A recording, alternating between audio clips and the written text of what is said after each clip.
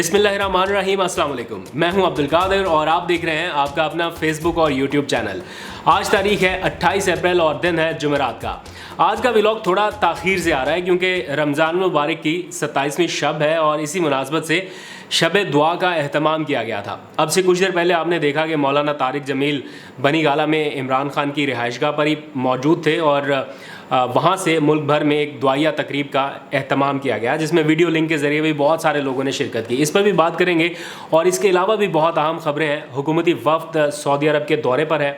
Imran Khan million March کی تیاری کے لیے بنی گالہ میں کچھ اہم فیصلے کر رہے ہیں اور اس کے ساتھ ساتھ نیب ایک بار پھر ایکشن میں دکھائی دے رہا ہے اور فرح خان کے خلاف انکوائری کا آغاز کر دیا گیا ہے. کون کون مشکل میں آ سکتا ہے اس پر بھی بات کریں گے. اور سب سے بڑی خبر یہ کہ عمران خان کے خلاف آرٹیکل 6 کی کارروائی شروع کرنے پر مشاورت ہوئی ہے اور یہ ہو سکتا ہے یا نہیں ہو سکتا اور اس کے کیا نتائج ہو سکتے ہیں اس پر بھی بات کرنی ہے. اور ارشد شریف کی رہائش گاہ پر رات گئے کیا ہوا, کچھ انسائڈ انفارمیشن ہے. اس سارے معاملات پر بات کریں گے لیکن اس سے پہلے وہ تازہ ترین مناظر جو اب سے کچھ دیر پہلے حکومتی وفد کے دورہ سعودی عرب کے موقع پر موصول ہوئے اور دیکھتے ہی دیکھتے اس وقت سارے سوشل میڈیا پر آگ کی طرح پھیل چکے ہیں. بحیثیت پاکستانی یہ میرے لیے کوئی اچھے مناظر نہیں ہے, کچھ ایسے مناظر نہیں ہیں جنہیں سیلیبریٹ کیا جا سکے. اس جگہ کا جس کا تقدس بطور مسلمان ہم سب پر فرض ہے اور وہ بھی 27ویں شب, وہاں پر یہ ہونا کسی حد تک افسوسناک بھی ہے. میں سمجھ سکتا ہوں کہ عوامی جذبات ہیں اور یہ ریئیکشن آرگینک ہے لیکن سٹل یہ نہ ہوتا تو بہتر تھا. ہمارے اپنے ملک کی عزت ہے, کسی دوسرے ملک میں اس طرح سے نعرے لگنا, بہرحال اس کے اوپر میں اس سے زیادہ کامنٹ نہیں کر سکتا لیکن مجھے دیکھنے میں یہ لگا کہ یہ شاید نہیں ہونا چاہیے تھا کیونکہ جو جگہ تھی اور جو آج کی رات ہے, عبادت کی رات ہے, وہی اسی تک رہتا تو زیادہ بہتر تھا. بہرحال شاہزین بگٹی کے ساتھ بھی کچھ اچھا نہیں ہوا اور وہ بھی جو ویژولز آ رہے ہیں لگ رہا ہے کہ کافی غم و غصے کا سامنا کرنا پڑا انہیں عوامی سطح پر. لیکن یہ بات سب سمجھ چکے ہیں کہ یہ ریئیکشن کسی حد تک نیچرل ہے اور یہ انہیں بہت دیر تک ہانٹ کرنے والا ہے.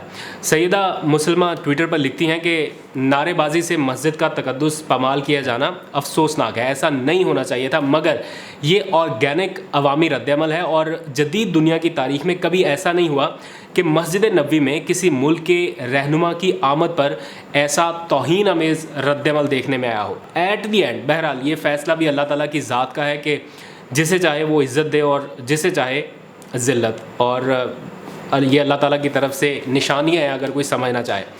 انہوں نے مانگ تانگ کر حکومت تو بنا لی ہے لیکن جس کو گھر بھیجا ہے اس نے سب کو سڑکوں پر نکالنے کا پلان بنا لیا.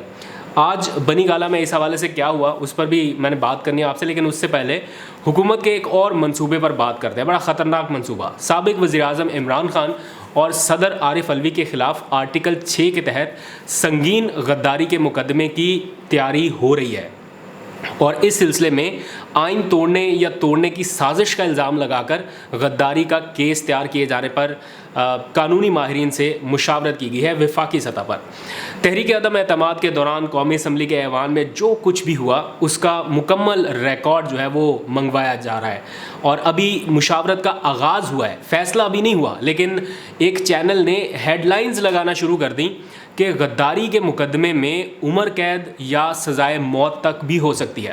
اس سے بھی ایک قدم آگے چلیے. آج الیکشن کمیشن نے عمران خان کے حالیہ جو بیانات ہیں ان کا نوٹس لیا ہے اور پیمرا سے چیف الیکشن کمشنر سے متعلق جو بھی ریمارکس ہیں عمران خان کے ان کا مکمل ریکارڈ طلب کر لیا گیا ہے. اتنی پھرتیاں اگر پہلے دکھا دیتے تو یہ نوبت ہی نہ آتی. عمران خان بار بار آپ سے نوٹس لینے کا مطالبہ کرتا رہا تو اس مطالبے کا اگر نوٹس لے لیا جاتا تو یہاں تک تو معاملہ آنا ہی نہیں تھا, لیکن جب نوٹس نہیں لیا گیا اور جب تنقید شروع ہو گئی تو اب فوری نوٹس لے لیا ہے.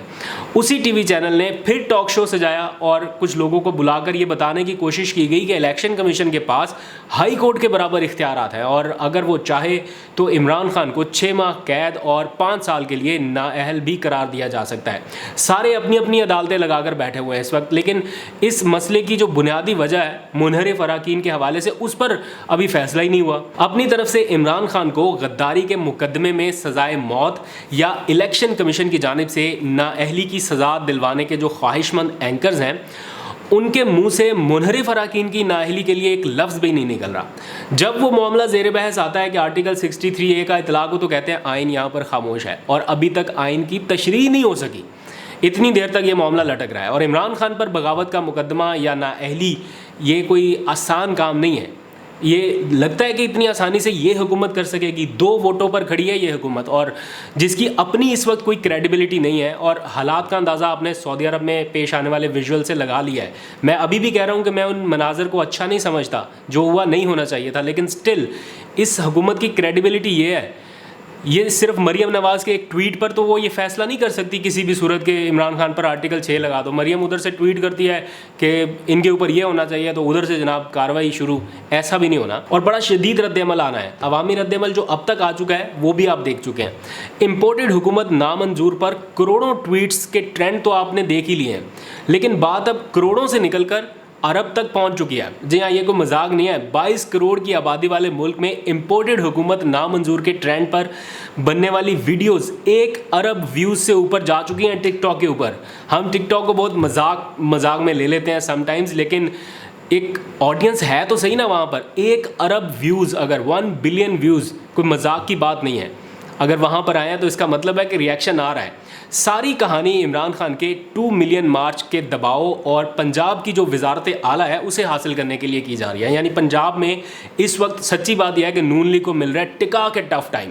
یعنی منی لانڈرنگ کا جو چھوٹا ملزم ہے وہ وزیر اعلیٰ نہ بن سکے, اس کے لیے پی ٹی آئی اور کاف لیگ یہ دونوں عدالتی جنگ زبردست انداز میں لڑ رہے ہیں, کوئی کسر نہیں چھوڑ رہے. ہائی کورٹ کے آج رات 12 بجے سے پہلے جب میں آپ سے بات کر رہا ہوں تو تقریباً ٹائم ہو ہی چکا ہے. آج رات 12 بجے سے پہلے حلف کا انتظام کرانے کی جو تجویز تھی اس کے اوپر عمل نہیں ہوا. پی ٹی آئی نے فیصلہ کیا ہے کہ عدالت کے اس فیصلے کو چیلنج کیا جائے گا, اور چھوٹا ملزم ابھی وزیر اعلیٰ نہیں بن سکے گا. کچھ دیر اور انتظار کرنا پڑے گا کیونکہ یہ معاملہ شاید سپریم کورٹ تک بھی جانے والا ہے. اور یہی وجہ ہے کہ گورنر پنجاب عمر چیمہ کو بھی آرٹیکل 6 کی کارروائی کا کہہ کر ڈرایا جا رہا ہے, ایک طرح سے ان پر دباؤ ڈالا جا رہا ہے. پرویز الہی نے بھی واضح کر دیا ہے کہ وہ پنجاب میں وزارت اعلیٰ کے لیے ہونے والے الیکشن کو کسی صورت تسلیم کرنے کے لیے تیار ہی نہیں ہے, کیونکہ پی ٹی آئی کے ارکان کو تو ایوان سے اس وقت باہر نکال دیا گیا تھا. پھر منحرف اراکین کے ساتھ ساتھ آپ نے مخصوص نشستوں والے ارکان کے بھی ووٹ ڈلوا دیے.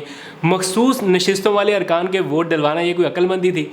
یہ کسی صورت منحرف نہیں ہو سکتے, کیونکہ ان کے ووٹوں سے حمزہ اگر وزیر اعلیٰ بن بھی جائے تو پارٹی چیئرمین مخصوص نشستوں پر کسی بھی وقت منتخب ارکان کو ہٹا کر ان کی جگہ نئے ارکان کو تعینات کر سکتے ہیں. یہ شہباز شریف کے صاحبزادے کی جو حکومت ہے یہ 2 دن بھی نہ چل سکے اگر وہ لوگ بھی ہٹ جائیں, اور اگر اوپر سے نااہلی کا ڈیکلیریشن بھی آ گیا تو حمزہ شہباز کا مستقبل کیا ہوگا, سوچنے والی بات ہے. آخر میں تھوڑی سی بات ارشد شریف کے حوالے سے کہ رات گئے اچانک ان کے ساتھ کیا معاملہ پیش آیا اس پر بات کروں گا, لیکن اس سے پہلے نیب کے ایک ایکشن پر بات کرنی ہے. آج فرح خان کے خلاف نیب نے باضابطہ انکوائری کا آغاز کر دیا ہے.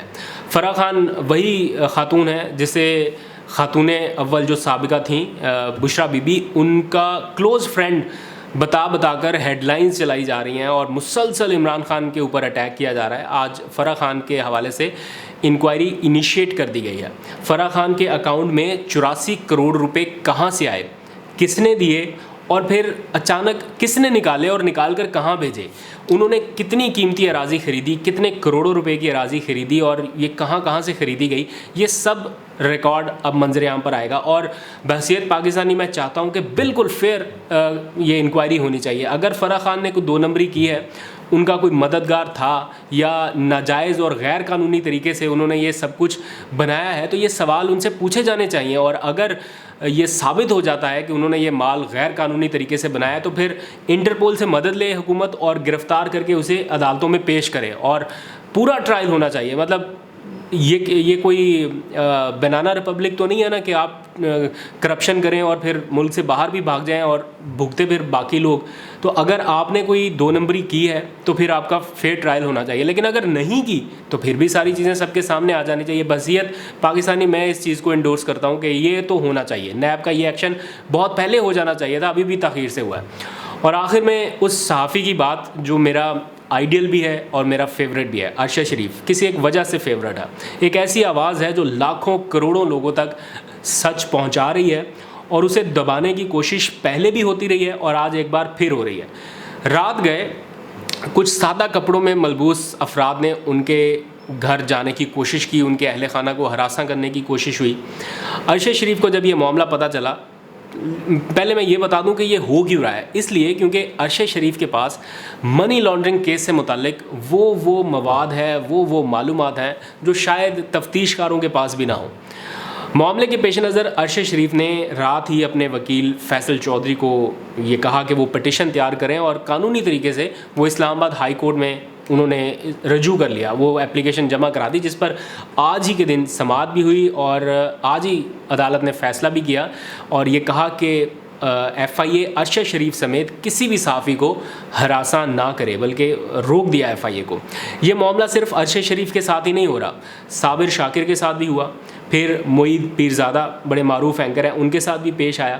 ایف آئی اے نے اس سارے معاملے پر اپنا موقف دیا اور انہوں نے کہا کہ یہ ادارے کے خلاف کوئی سازش ہے, ہم اس میں انوالو نہیں ہیں, نہ ہم نے کسی کو گرفتار کرنے کی کوشش کی, نہ ہمارا ادارہ ایسی کوششوں میں ملوث ہے. لیکن دوسری طرف یہ صحافیوں کے خلاف مسلسل یہ سب کچھ ہو رہا ہے, ہراساں کرنے کی ایک پوری گیم ہو رہی ہے, ایک پوری پلاننگ ہو رہی ہے. یہ انڈیویجولی کوئی کر رہا ہے, ادارے کو پتہ نہیں ہے, یا واقعی ادارہ اس میں انوالو ہے, اس بارے میں ابھی کچھ حتمی نہیں کہا جا سکتا. میں بھی کسی کے اوپر الزام نہیں لگا رہا کیونکہ ابھی ثبوت یا کوئی ایویڈنس نہیں ہے, لیکن الزام یہ لگایا گیا ہے کہ شاید ادارے کے لوگ انوالو تھے. تو آج عدالت نے جس طرح ایف آئی اے کو ڈائریکشن دی ہیں, ان کا جواب آ جائے گا تب بھی پتہ چل جائے گا. تو دوسری طرف عمران خان نے مبینہ طور پر حکومتی ایما پر میڈیا پر عائد جو بدترین ایک سینسرشپ ہے, اس کی شدید الفاظ میں مذمت کی ہے. آج 2 اجلاس ہوئے ان کے بنی گالہ میں, ایک 2 ملین مارچ کے حوالے سے ہے, وہ میں کچھ ہی دیر میں آپ کو اس کی ڈیٹیل بتاتا ہوں, لیکن ایک ہوا صحافیوں کے خلاف, یعنی مخصوص صحافیوں کے خلاف جاری ایک ٹارگیٹڈ آپریشن لانچ کیا گیا ہے. ایسے صحافی جو کھل کر بول رہے ہیں اور ان کی آواز ابھی تک دبائی نہیں جا سکی, ان کے خلاف یہ ایک ٹارگیٹڈ کیمپین ہے. اس پر شدید رد عمل کا اظہار کیا عمران خان کی جانب سے, اور انہوں نے کہا کہ سچ اور جھوٹ اس وقت پوری قوم کی نگاہوں کے سامنے ہے. ریاستی قوت کے بل پر سچ کی آواز کو دبانے کی کوشش نہ پہلے کامیاب ہوئی, نہ ہم کامیاب ہونے دیں گے. انہوں نے کہا کہ صحافیوں کے خلاف یہ مہم نہ رکی تو پھر پی ٹی آئی مزاحمت کرے گی اور بھرپور طریقے سے کرے گی.